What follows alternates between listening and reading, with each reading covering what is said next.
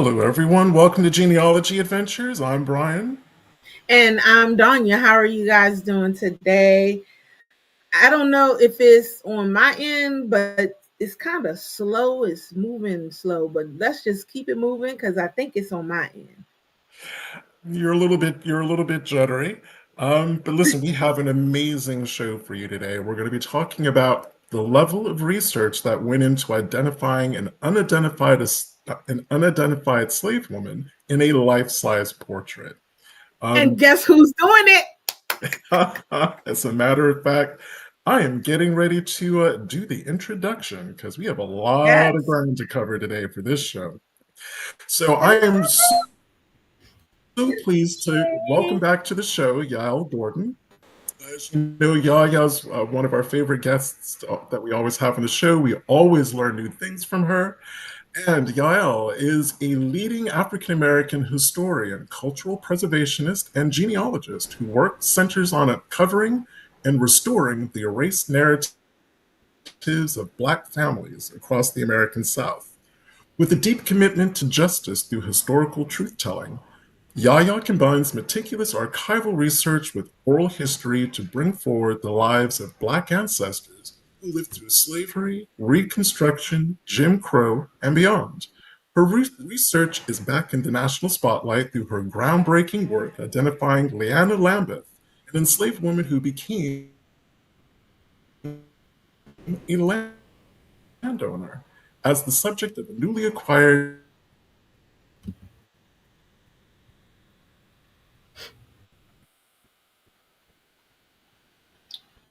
Brian, I think you just went out. Is it me there? No, I think he went out. Yeah, Brian, you went out. So we don't even hear you right 19th now. genealogical investigation. Yeah.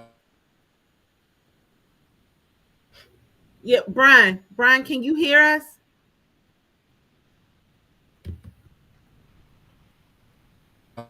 Traced Lambeth's life and past I don't think history into exhibitions, archives, and public education. I Public just put up speaker, because it Gordon is sees him. genealogy not just as for discovering lineage, but as a path to healing, empowerment, and historical accountability. With that, welcome to the show, Yaya. And for those of us watching, this is a little longer of an introduction because Donnie and I really wanted to give Yaya all her flowers. And I'm sure The everything that you thing is, said was Brian, beautiful. We could not hear a word you said, Ryan. Really?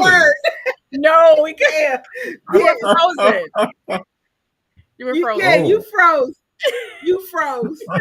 But the thing is that Yaya, everything he probably said was absolutely Yeah. beautiful because you need all of it. You are Thank just you. like this Thank the you. bee's end, man. You're just everything. Well, again, it was introducing you as a historian, a historical preservationist, and a genealogist, and just explaining why your work is significantly important.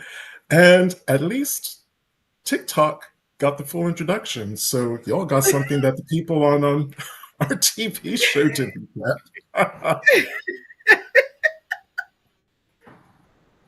Sundays I just be think that way. some I'll days it tell you just be what. that. Weather. It's the weather. I tell you what, I will post your intro when we post the on-demand version of the episode. Thank you. Yes, yes. I But am I'm so excited, and on a personal note, for those that watch us, that join us in our studio audience, you guys already know, Yaya is just my heart. This is like my unofficial biological sister. Like when I tell y'all I love this girl, I love this girl. I will run to Louisiana for her at a moment's notice. And she knows this. Her daughter, I love her daughter. Her daughter knows I am the unofficial auntie for her. And it's just everything. I just love, and I'm so proud of the work that we are about to discuss when it comes to her. Thank And you. this is just one of the main things that we do. And she shows the power of genealogy and history in one. And this is so. Let's just get into this. Let's just move in. What made you do this? Let's bring it in.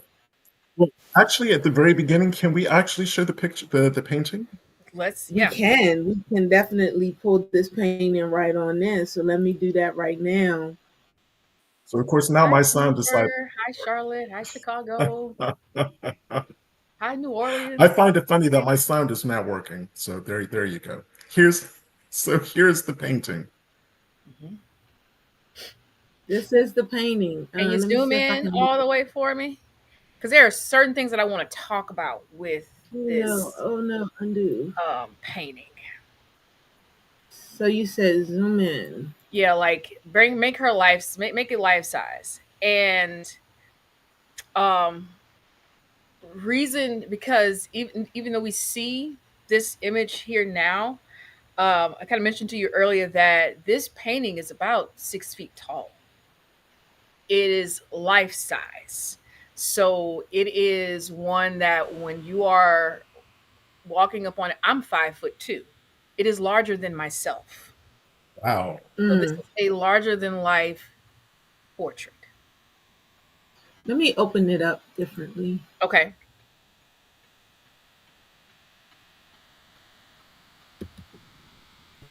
If I can get it different. So that is an enormous painting. Mm-hmm. Okay. Yes. And do you know roughly when it was commissioned and delivered? So this was commissioned in about the 1840s, mid 1840s. Okay. And the reason I say that is because when we're looking at the image itself, we see three children. We see Fanny Lambeth, we see Medora Lambeth, and we see young William Lambeth, who was very young at that time. This better? Yes, that is absolutely better. And so William Lambeth himself he was only like say 3 years old when he passed away. So it is highly believed that this is a posthumous painting. Either he was passing away at that time or he had already passed away. And he passed away in 1848. Can I just jump in real Yes, quick? Do you think that's the reason why out of the three kids, he isn't looking directly out of the absolutely. candles? Yes. Okay. That is why he is looking away and he's looking a little bit more gaunt than the others. I sent Donya a screenshot of his death notice. His death notice, they had his funeral inside of his father's home, and there's no cause of death. He doesn't have a death record that has been located, so he could have died from anything. It could have been something like cholera. It could have been some random dysentery. It could have been did he have maybe influenza?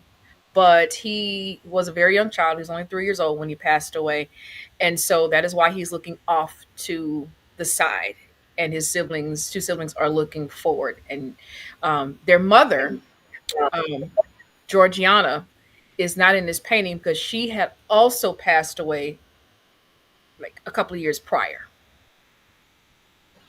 What I find interesting is that Leana is looking at him. Mm-hmm. She's also not looking out of the canvas. Yes, she's now looking at the canvas. And so when I look at this painting, I'm looking at a few things. Again, the children, the young women, they're looking straight ahead. That is a direct sign of prominence. The young boy, he is looking kind of down at the dog. When we think about animals, we think about man's best friend. So the dog is lovingly gazing upon him. And but she is also, Leana is also looking at the young boy and not the girls as well. And so she is his, or she's the children's caretaker.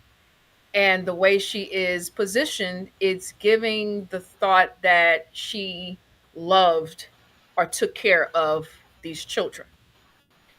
But on the opposite side, looking at her position, she is on the same level as the family pet. Yep. Yeah, I clocked that straight away. I caught that immediately. Yes, To basically say she was no better than, even though she had absolutely, responsibility for the children. That's absolute amazing. truth. You know what? That's always going to be an aspect of slavery that no one will be able to explain to me. We were Correct. animals. We were animals. Couldn't do anything stupid, yada yada. We know all the stereotypes, Right. all the adjectives. But you're going to let us raise your kids. Right. Animals love, right? You know, we have cows that Mhm. love. Cows love people. Dogs love people. My cats sometimes love me. So it's and this goes to show when people have the argument, well, they loved our family. Our aunt, auntie such and such, or mammy such and such, they loved us. They took care of us. Well, they didn't have a choice. This was Mhm. their job and their responsibility. And I'm not saying at any point that she could not have grown a fondness for the children, but in that particular state and era, this was still her job. She was still seen and viewed as a thing. To the point where her name wasn't even attached to this painting. So Absolutely not. a dead boy's name was attached to it and his living sister's. Yes. Hers was not. She was just an unknown enslaved woman. In the art and museum world, in portraits and paintings, we would call all of these subjects, we would call them figures. And so she is considered a black figure. And I know when the museum wrote up the press, it states black figure, and I want to make it clear that that is not a way of dehumanizing her. That is terms that we use Yep. in, again, the museum world and in the arts world. And so because they're all figures in this painting, but yes, she was unnamed. It was called the Lambeth Children. And before we get So I into need my to know. next question, I just wanted to say this real quick before the next question. I'm curious about the artist because I've seen various depictions of enslaved people. Not only is she a handsome and really beautiful, striking woman, Hmm. he painted her with her humanity intact. Hmm. I Yes. see that in how he painted her. Yes. So I'll go on record and not on record. It is believed that the artist was Jacques Armand. It mirrors his style. It mirrors some of his, this technique in some of the other paintings, but it's still listed as unidentified. It was not signed, but other researchers have been working into this, especially like persons art historian and collector and preservation is Mr. Simeon. He does a wonderful job with identifying those persons who are the actual painters and debunking a lot of information. And so, this at this point, this is most likely who this is attributed to, but it is listed in the museum without an artist's name. Sorry, Donya. I, no, no problem. So I want to know, like, what even grabbed you to start getting into this particular type of project? Like, what made you start doing this research and trying to find out who she was and everything? Like, what pulled you into this? Well, for me, so there have been others that I have worked on, um, but this is the one that we decided just to make public. Others will come, but it just intrigues me to be able to put an identity with someone because so many people's identity have been lost, their names have been lost, and I'm always looking to find out about something and find out about their history and their story and just to see who they are. Fine. And I love photographs. And so a lot of times I'll have photographs without names. So I'm on a hunt of who this person is, but also I'll have names without photographs. And so this, I said, this is really different. And so I want to be able to find out who this woman is. And so when I was approached to do this work, the group knew of my the initial group knew of my research from some previous research that I had done for them. And they said, you'd be the perfect person to do this because this young woman needs an identity. We want to be able to try to, if we're going to place it into a museum, her name needs to be associated with it to change the narrative of this painting and Mm, move the complete narrative off of and away from just the children and the sadness in the painting, but look at the sadness of this woman as well. But also look at her, look at her, all her and all her glory, that she's sitting there as beautiful as she is.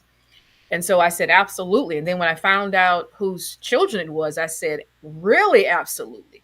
Because I've done research on Lambeth for years. Most people don't know that. And so I've done research on him and his enslaved community, the persons that he's owned, and the trading that he's done for so many years. He was a massive slave trader.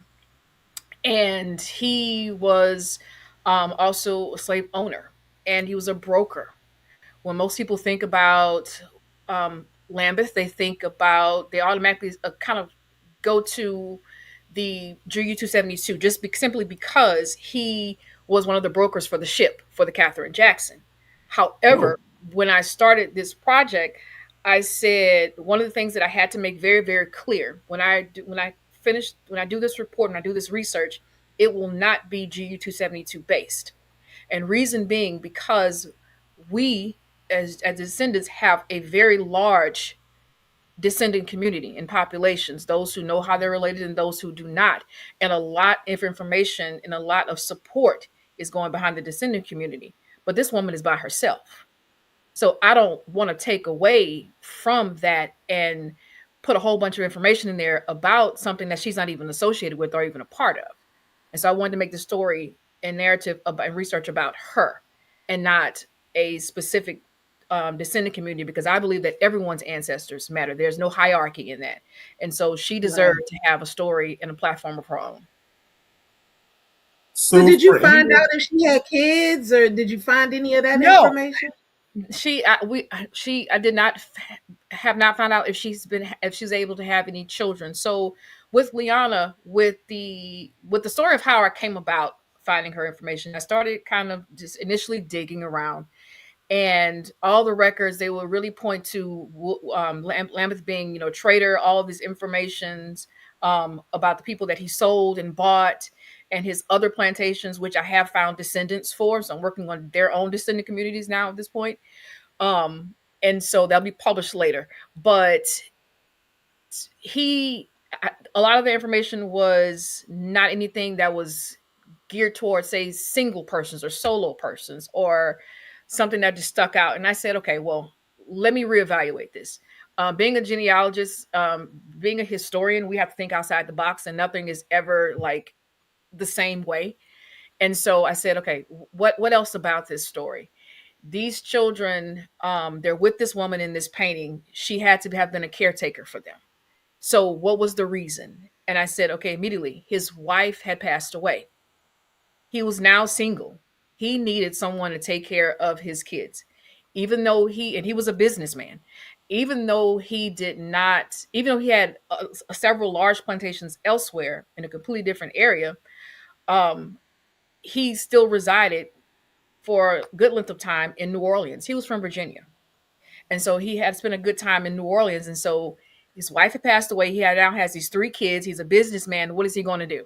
He has to find someone to take care of these kids, especially since he was an absentee plantation owner. His plantations, again, were elsewhere. He did not live on those plantations. He lived in New Orleans. And so I said, okay, let me start looking around the times that his wife passed away and around the times that his child passed away.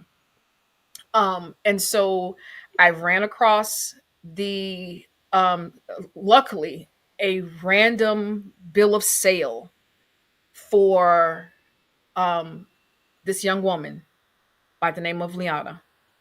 She was 16 years old. At first, the kind of question was kind of like, okay, how old is this woman? Is she older? Is she not? And come to find out, she was only 16 years old, and she was purchased by herself. Now, looking at this image, when we're in Louisiana, we see, okay, oh, she has a head wrap, or what we would call a tignon on. So, okay, she has Louisiana roots. Maybe she was already in New Orleans and that's where you purchased her from. That's not correct. A lot of women who were enslaved women covered their heads, and even coming to Louisiana and learning from other enslaved women who already had their heads covered, they're going to cover their heads. This woman actually came from, and I hate to say woman, she is a young lady. That is what she is, because she was about 16 years old. She's technically a child. She came from Chickasaw County, Mississippi. I'm very familiar Mm. with Chickasaw County, Mississippi, because that's where some of my ancestors are from. Chickasaw County, Mississippi. So that's about a 5 hour-ish drive from where I live in Louisiana. And I said, okay, I have to get there. I have to get there because I need to find these records.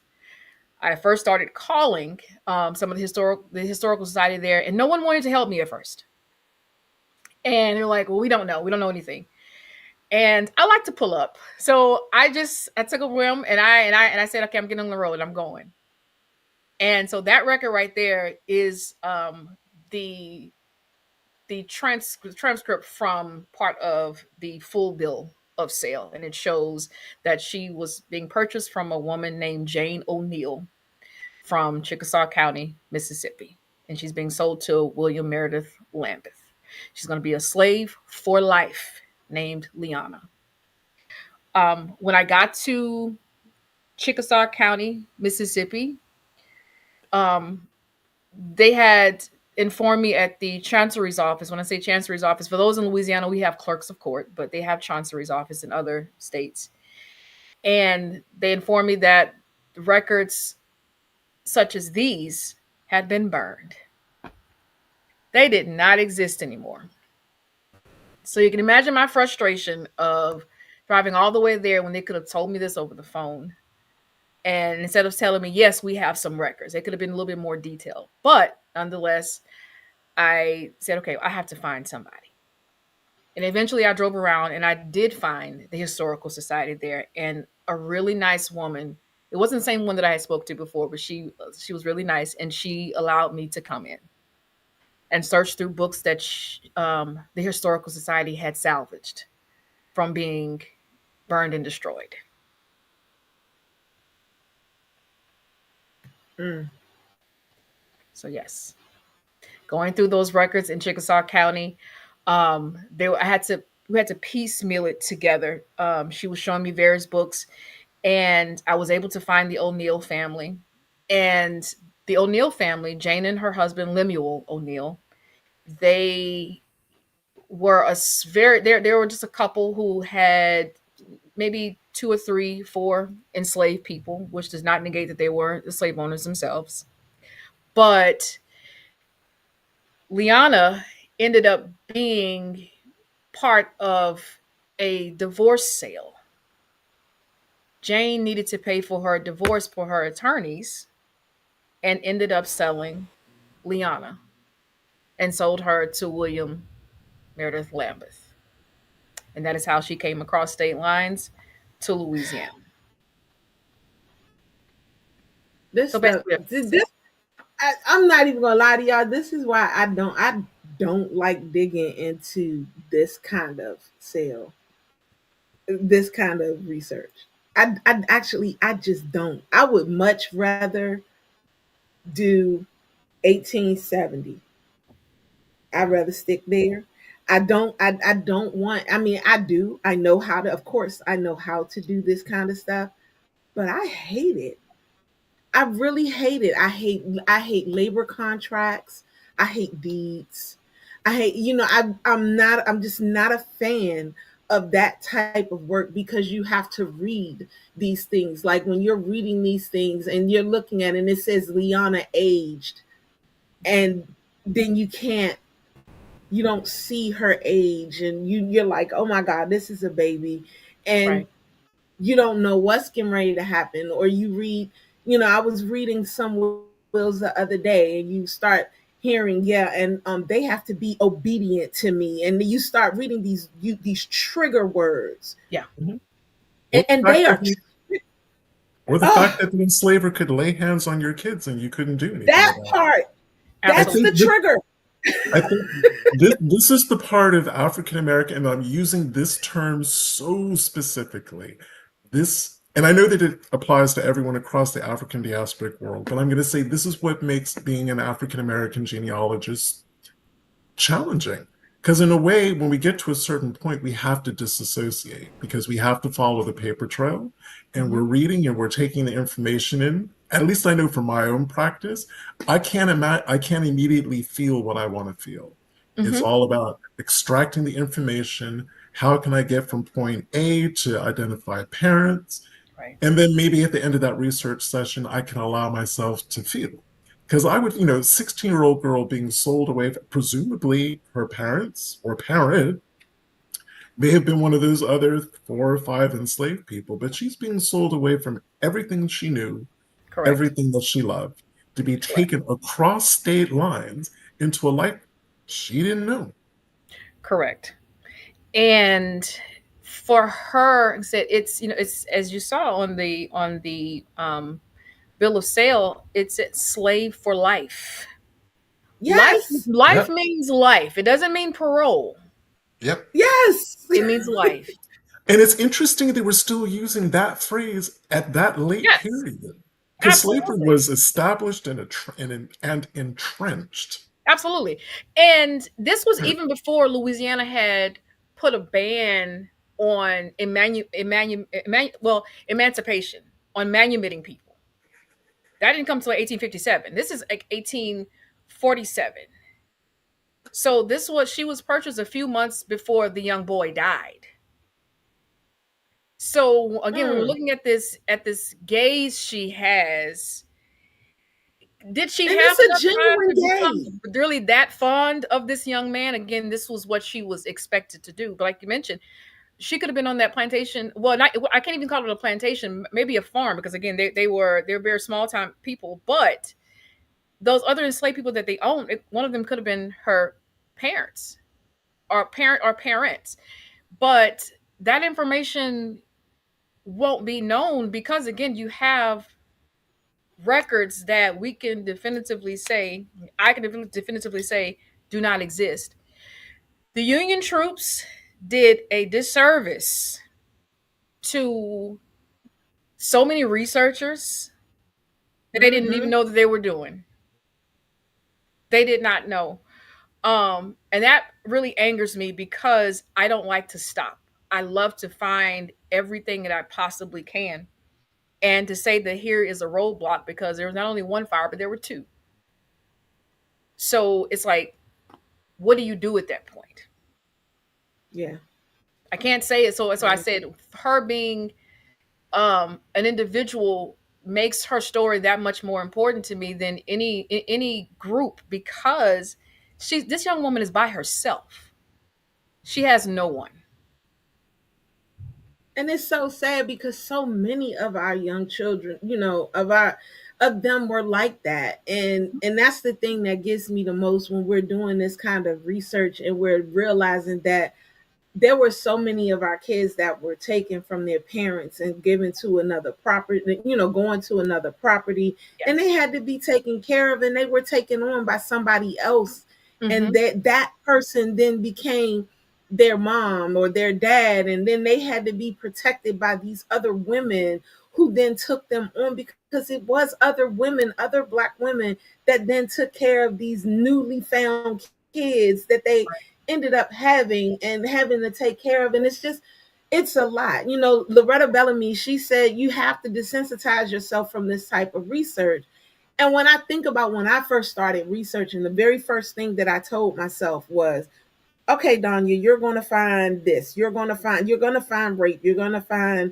Um, you're going to find people who may have had families with each other. You're gonna, Right. Incest. You're cousins going to marrying find cousins. so much. Right. You're gonna find endogamy. You're gonna do all of these things, and then I turn around and I find it instantly, and I'm like, oh, hold on, and you gotta wrap your head around all of these things right away. Right. And I think it actually angered my ancestors that I made myself already ready for it, to the Mm-hmm. point where they were like, "Oh, you thought you was ready? Let me hit you with this, and let me hit you with this, Here's and let me something hit else. you, Right. and here's this." Yeah. It's crazy, and I I want hate to it. answer That's, Jari's question. Thank you, you Jari. beat me. You beat me Um, to it. And Donya, can you throw that up on the screen? I'm putting it up right now. Okay. so, um, for this case, no, there were no other possibilities. All of his other enslaved people were at his other plantations in Middle Louisiana. Said they are accounted for. My years of research on Lambeth have accounted for all of those people, and I've been able to find descendants for those. and none of them were transported to New Orleans, and they all stayed there, and they were all sold elsewhere. And so I will say, look out for that particular research on the other enslaved people that he owned at his at least four other plantations that he had coming up, because the descendants deserve to know this history.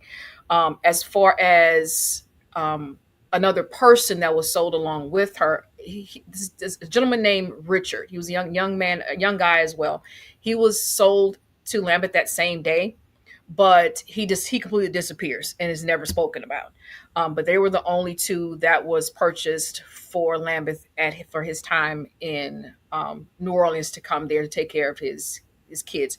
His wife's will didn't mention any of enslaved people. Her family did own people as well, but her family was more concerned with taking care of the young girls after a few years after their brother died.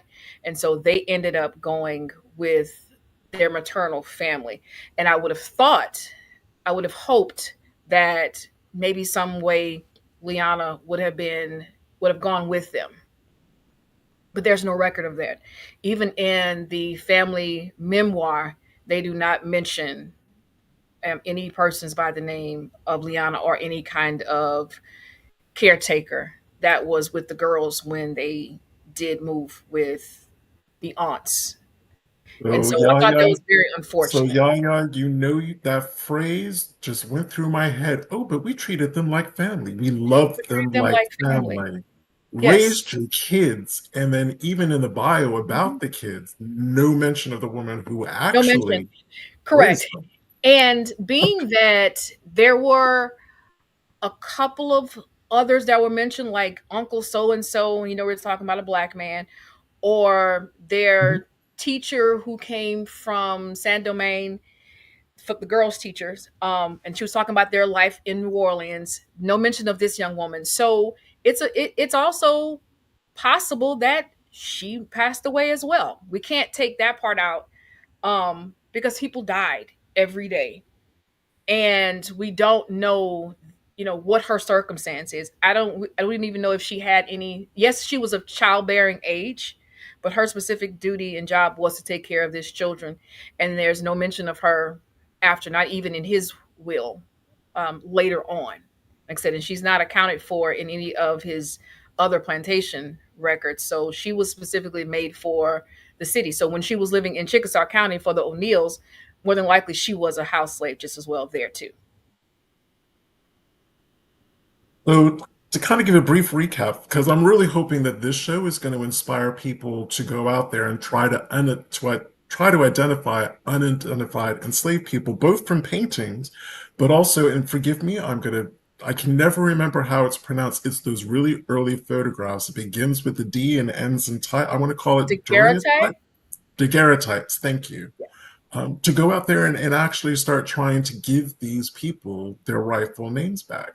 So your correct. journey actually started, you had to identify the enslaving family first, Mhm, your featured, or at least the kids of the enslaving mhm. family, to know that her story was linked to their stories, to Right. then try to find documents within the family papers. Is that a nice summary of kind of how to start? Yeah, so I was already given the children's names, like I said, and that's how I knew that they were Lambeth children. And so, but no information about her whatsoever. And Miss Sims asked, could she have possibly changed her name? I mean, she could call herself whatever she wanted to in the confines of her own privacy, but it's realistically whatever that owner would have named her. However, yet some people did, change names. But after the project had commenced, little to my knowledge and little to the knowledge of um, my sponsor, who initiated me going into this research, the family, originally had this painting that was connected to the other family, they stated they remembered a name, Leana. Mm. No one told me this. No one told the museum this. Nothing. And I was just like, wow. And that was a proud moment for me, because I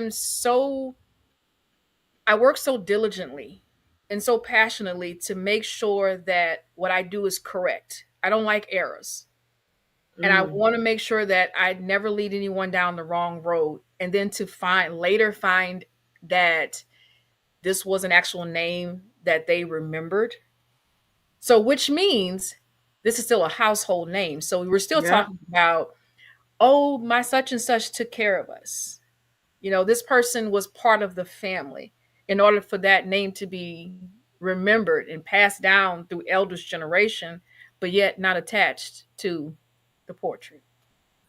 So that brings me to a really quick question. So is Leanna Lambeth's name, in terms of, is that displayed by the museum? Is that now part of No. this And I asked them paintings? to not list her as Lambeth Okay, That's right. just Leanna.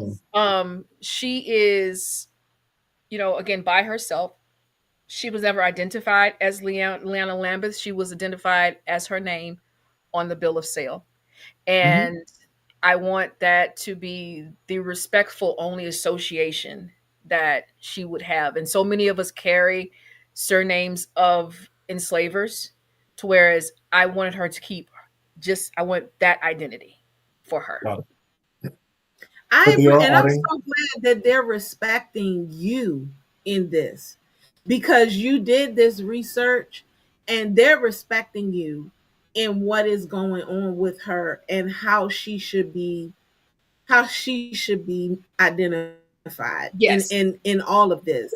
Yes. And this leads You into, know, interpretation, because I do museum work as well and like curation. And so when like I mentioned in the beginning, when the press release mentioned a black figure, but that's how we speak in those fields. We talk about the figure of the child. And so when we speak about these things, everyone, the audience, the patrons, they don't necessarily understand this, and we don't want anyone to misinterpret. And so by me doing the research, it allows the museum to now have a different avenue of interpretation. Let's open up this conversation about not just about these children, about this enslavers' children, but now about this woman. She is very prominent in this that image. And so it allows for, again, just new conversations that come from the museum and the art space to be able to now talk about this and have other researchers and scholars to come and ask questions. How can we do a better job of things like this? And and so they then, were and very, very what it does, Yaya, and this is all kudos to you. They can't have that conversation without you.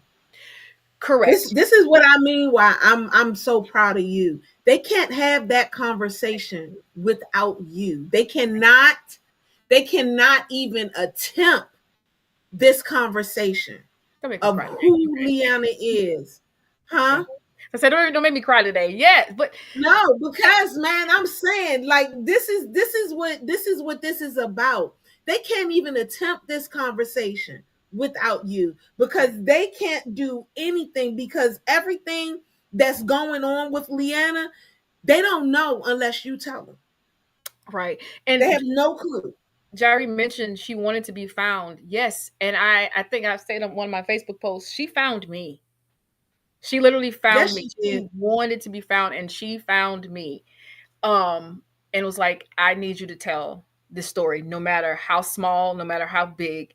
I need you to tell this story because she was literally tucked away in, just a random bill of sale that I said, okay, I have to think about other ways that to find this woman, because there were so many other names that is associated with him, so many other enslaved people that he has sold, so many. Like, he was a very high trafficking slave trader and owner.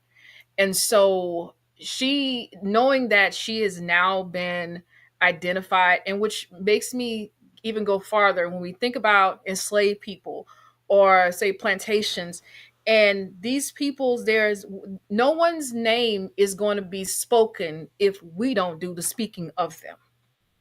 If we don't Hmm. go research, if we don't go to these places and say these persons need to be recognized, then they're going to be lost to time. And that's, to me, Right. that's worse Right. than when they burn the courthouses down, because now we're purposely forgetting because we don't want that anger, that sadness. I get upset. But I know these people deserve that. They deserve descendants. They deserve to be adopted by a descendant, someone who's not even related to them, and carry on that torch of holding their name high and speaking their names. Come on, Now, I'm going to say Yaya. something. I'm going to say something, and I hope that non-Black genealogists are going to understand where I'm coming from. I'm going to use an analogy. When we hit the slavery period specifically, each and every ancestor or person, enslaved person that we're researching, isn't just a cold case. They are a an old, cold case. I'll use a difference. Researching my white Appalachian ancestors, yes, it's challenging, it's difficult in the colonial period before there were any administrative buildings, but you know what? They could represent themselves in any records that they needed to have to document marriages and all of those things. We are talking about enslaved people who you can never research directly. You always can only research them through their enslavers and records that their enslavers have and that still survive. Mm-hmm. And I think that that's just the best way of describing how challenging this kind of work is. You picked up a phone, you reached out to a different state, you asked them what records they had. They couldn't even be bothered to tell you that a lot of the records had already been destroyed, but you persevered and you, thank goodness that historical society was in a mood to help you. Correct. You found the clincher record. And again, I'm going to say, when it comes to Black genealogists, we usually have, and it's unfair, sometimes we have to rely on the benevolence of non-Black people to act as intermediaries for us to Yes. get the records that we need. Yes. This is Miss Nelson, this is at the Virginia Museum of Fine Art. And yes, I do have contact information for speaking engagements. Donya, I just sent you my contact card that has a QR code on it. If you want to pull that up, they can scan it. And it has my website on there, but also is my contact information. Um, You and emailed it? yes, I emailed it. But yes, this is so true. Like I said, I don't like to quit. I don't ever believe there's an ending to something where I don't believe in for myself, I have to say the word no because I'm always a yes person. Yes, I'll do this. Yes, I'll do that. But I don't want to give a person a reason to tell me no. And so if I have to go Come on, somewhere Yaya. and drive to get this information, um, then I'm going to do that because something's always calling. It's there. There's something that may be there, and if it's not there, then it's going to lead me down a rabbit hole to find something else. And again, this is proof Look of at my purpose that sister. you were able to restore a name to a woman that a whole system, the American chattel slavery system, conspired to strip from her. Absolutely, absolutely. And Yes. that's the power They of the didn't want genealogy her that to exist. Was $650, and do you know how much money that's worth today for that one 16-year-old young lady? That's about $27,000. Come on, Yaya. Twenty-seven Come thousand on. dollars for her to take care of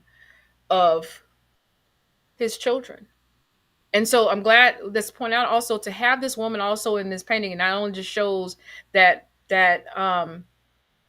patriarchy and paternalism, but it also shows that he has enough wealth to have someone to watch his children.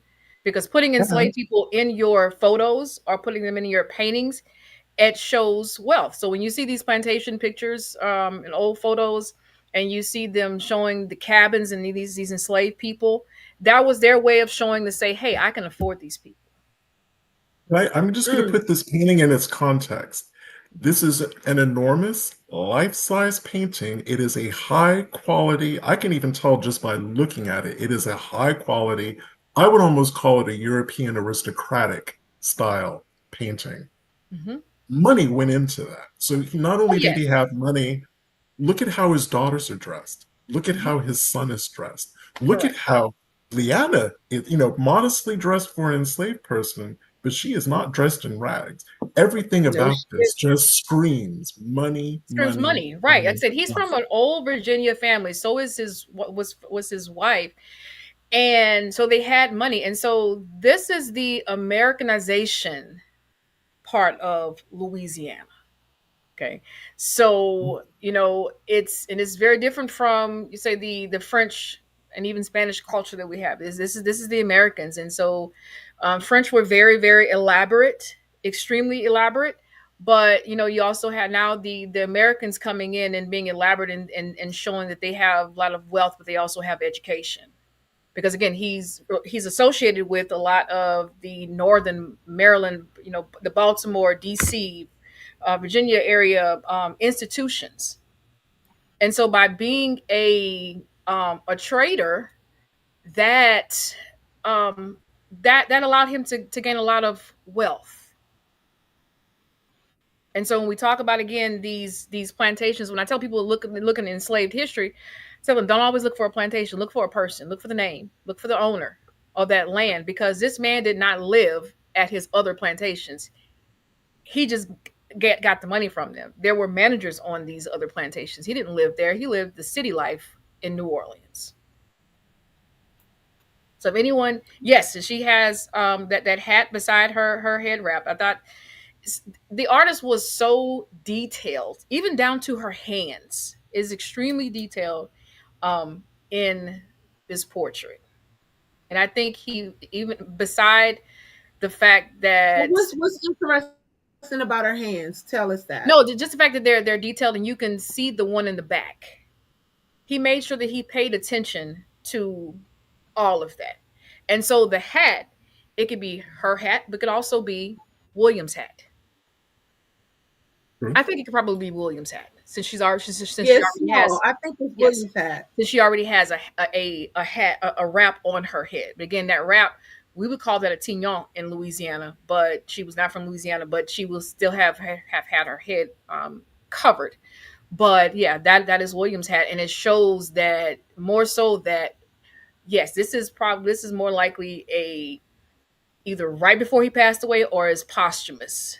She was supposed to be caring for these kids, and one of those children that she was supposed to be taking care of were was had now passed away. And I Mm, think mm, that mm. just realistically, um, we have to tell our own stories. And so many times our narratives get spoken about or researched by others that may be allies. Great, fine, but no one can tell my history like I can. That part. No one should be given or afforded an opportunity to do so before a person of color is asked. Now, that does not mean every time that you have a Black project, you call on me. Every time you have a Juneteenth project, you don't need to call me. I'm off. Okay. But include us in the conversation, because we may be That able to part. give insight and give a lot more information of how life was realistically. And so that's only fair. We even do that as genealogists. When Donnie and I get asked, oh, can you do some research in Louisiana? The first question I ask, are you speaking about Creoles? Am I going to have to read French? Or are you speaking about someone who came from the upper South, came into the Hmm. lower South, and was Right. a Yankee, Hmm. an American, as I guess people from Louisiana would see them? Correct. If they were coming from the upper South, yes, I can research that. Hmm. But if they were Creole or had any depth of ancestry on that was French and Yeah. Spanish, we will find a Louisiana Yeah. Creole to hand that Yeah. project over to and let them do it because they bring specialist knowledge. Yeah. And I literally love doing both. Like, I have been afforded so many opportunities to research persons who were sold down from the upper South, down south. And now I'm able to give a wealth of information about these people and about their lives there, because a lot of those families, those Maryland, Virginia, DC, Carolinas families, they're all intermarried and interconnected, and they still have ties here. So it gives me a good, well-rounded knowledge base. But I still reach out to my upper South counterparts. I'm not going to disrespect their work by saying, "Okay, I know everything." No, I'm going to reach out because you live this. You can help me. I want to be your student at this moment and learn from you. I probably And need you're to going to sit have down with you. nuances. You're going to have nuances in how you research and the information that you extract that someone from the community is not going to have. Right. Correct. Yeah. Absolute truth. Yeah, and I probably need to sit not probably, I do. I need to sit down with you because you have so much of that knowledge with the GU272, and I know that my mom has a connection. I Call just Jessica. feel like, yeah, Call Jessica. huh? Call Jessica Tilson. She is that person. She She's my doesn't help cousin, me. and she works for Georgetown, but she lives here. And she is related to 95% of the people that were on that boat. And she knows every family. Like, if she was knocked out sleep, she could tell you in her sleep who everybody Okay, is, maybe that's not the everybody's same connected. lady then. It might not be the same lady because the one that I did call, she wasn't helpful. But anywho, Jessica will help you. okay. So, what I'm happy about shows like this and topics like this is, giving the younger people, but especially the unknown enslaved people their names. There's the story of Belair. I mean, he was literally painted over, Yeah, Belizaire. and Yes, he was painted over.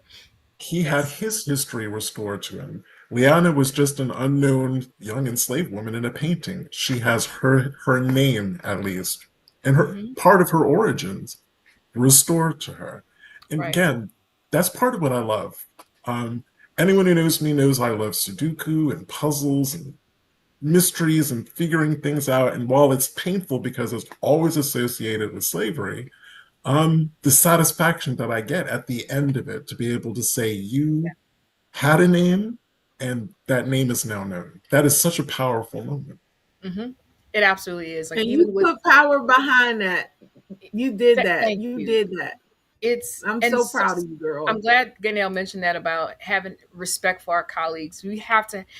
This field is just like any other field, and it gets catty. It gets, unfortunate to deal with a lot of times, and a lot of egos and things. But just do the research. I'm all about just stop talking and do the research. Learn to work collectively. Don't ignore others that may be able to be a help to you. It's about sharing and just caring. You don't have to agree, but just care, because if someone hadn't started the fire, then you would not have those flames, literally. Even with Belizaire, Jeremy Simeon did a large amount of research for that work, and sometimes that gets put on the back burner, and I'm like, that's the lack of respect to him and his work, and so many others that put so much time into that. And so we have to reclaim our own stories as people of color, as Black people, and tell them ourselves. And in the kind of last minutes of the show, I'm also going to say we need more younger genealogists. And by younger, I mean even under the age of 30, we need you all to get serious and step up. There are amazing African American genealogists that I love. They're my friends, they're my colleagues, but they're not doing public research anymore. In Right. terms of meaning, they're not taking on private clients. Yeah. And we need younger people to step up to fill that void. And I do not, okay, I'll say that I used to take on individual people. I did. But that's not my purpose. That's not the purpose of my life at this moment. I need the larger projects. I give me an institution, an entity to work with, or a descendant group. That's who I love working with, because or finding a descendant group, because I can sit there for free and teach you how to find your grandmother. You should know how to find your grandmother, but that's not my role. I want the harder things, the harder cases, in order to now be put to light, the unfound, the unspoken about things. And so I do a lot of consulting and contract work, and not necessarily for individuals, unless it's something that's really, really sparks my interest. Now, if your ancestor robbed a bank or something, and they fled and they were DB Cooper, then I may be interested. Jimmy Hoffa, call me. Like, Yeah. So Call me. you're also after the stories. yes, because I love stories. I love people just putting together people's lives and telling it Yeah. as it is. And it's such a privilege for us to be able to do. It's the Mhm. thing that I've always loved, even though it can be painful, it's something that I just love about my job. Yeah, yeah, absolutely love it. I wouldn't do anything Y'all love else. it. I mean, I love it, but I hate it too. I ain't gonna lie. I'm gonna keep it real with you. I don't like it. I love it. I love it. I do love it, but I am not a fan. I'm not an honest fan of it because it can be so Draining. draining. Yeah, it Yeah. can. Mhm. It's such a draining and hurtful thing that some days I'm just like, man, and you just sitting here and you're just clicking and you're just clicking and you're just watching your family marry each other and you're watching certain things go on and you're seeing the Mm-hmm. same thing over and over and over, and it's really a draining situation. And I think in doing that, and you like, I want to tell my family about it, and then you can't tell your family because then your family don't want to know and they don't want to No. see it, and it's Listen, I hurtful. tell my good sis Gaynell all the time, there's few Thanksgiving dinners and stuff that I have been disinvited to, uninvited to, because of things that I know. But it's like people, they're people. I do not judge anyone because that's why even when I'm doing DNA work, what I find is not my fault. But it's also not your fault. What these people doing is not my business or Mhm. yours. You cannot say certain things, and but everyone wants to cherry pick and always find the good things. Sometimes, I mean, and if I ever write a book, it's going to be anonymous. Just, but I don't believe in just again just outing people and putting people's businesses out there. But I think the thing that disheartens me a lot is sometimes I can have a very direct and unconventional opinion on certain things as I see things very differently than most people. That is a very neurodivergent trait. And so I just do. And so I, like, for instance, when the plantation recently burned down, I'm thinking, y'all out here screaming about it's burning, but you don't realize that some of our history, some of my history is now gone as well. That was one of the first places that I saw that made me, as a child, that's got me interested in saying something. What is going on here? I can find ancestors on John Randolph's list. Can you? Was anybody That concerned part. about those 155 plus before this happened? But That people part. like me, I do this. And so when we're advocating for these people's names to be spoken about and their identities to be uncovered, remember me. That part. Remember That others who work like me versus taking videos in front of this place while it's burning, because the ancestors being left. They didn't just that get part. released, they've been gone. They've So been what are we And doing? gone. That in the last seconds of the show, I'm going to say to Green Pill, actually, Genealogy Adventures, we have two videos that I think will help you a lot. The first one, and if you go to our YouTube channel, you will get both of them. The first one is researching an ancestor. It's called Pathways of Enslavement. Just type in Pathways of Enslavement. You'll get straight to it. The other one is a show that we did with Sharon Rowe. I think it's season 3 or 4, and it's called Getting Beyond the 1870 Census. Yeah. Still evergreen. It's an old episode, but it's packed full of very useful things. And I believe we are now actually overtime. So we're gonna have relative race next week. I don't remember the color of the team. I am so sorry, but we will be here Sunday, 4 p.m. Eastern Standard Time as always. Yep. So you guys have a great day, and don't Thank believe you. nothing that Loretta Bellamy says. She don't really need you, for real, for real. See you next week, everyone. Bye. Bye bye.